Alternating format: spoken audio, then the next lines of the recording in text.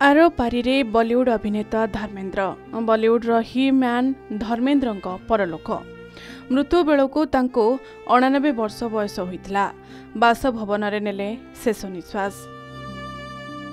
तेज स्वास्थ्यावस्था जटिल होगा पर सोमवार धर्मेंद्र को भेंटिलेटर रे रखा जाइतला।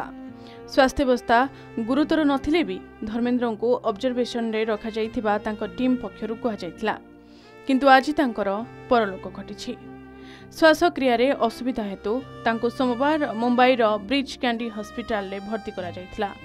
धर्मेंद्र को गुरुतर अवस्था रे हॉस्पिटल रे भर्ती करा जाइथिबा खबर प्रचारित हेबा मात्रे पूरा बॉलीवुड रे नीरवता खेलीगला।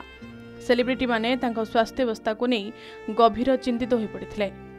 आउ केइटा दिन रे 90तम जन्मदिन पाली थांते से 1935 डिसेंबर 8 तारिख रे ब्रिटिश शासित भारतर पंजाब लुयानार एक पंजाबी जाट परिवार रे जन्म ग्रहण करथिले। से तांको रक्त रे जाट रो साहस तांको अभिनय रे स्पष्ट देखिबा को मिलिथिला। व्यक्तिगत जीवन रे भी जिंदा दिल थिले धर्मेंद्र। हेले किछि दिन हेबो वार्धक्य समस्या को नहीं मुंबई रो ब्रिज कैंडी हॉस्पिटल रे भर्ती होइथिले।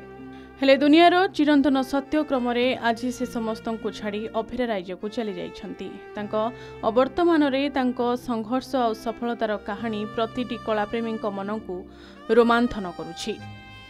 300 रु अधिक फिल्म रे काम करिसंती। से धर्मेंद्र हिंदी सिनेमार सबुठारु सम्मानित एवं लोकप्रिय तारका मानक मध्यरु जणे थिले।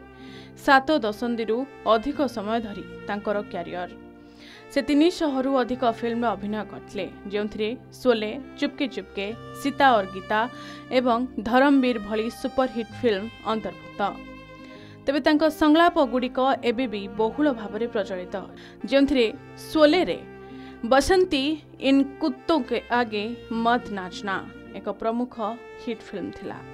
ते बॉलीवुड समेत पूरा भारत तांको झुरुछि। ब्यूरो रिपोर्ट, के न्यूज ओडिशा।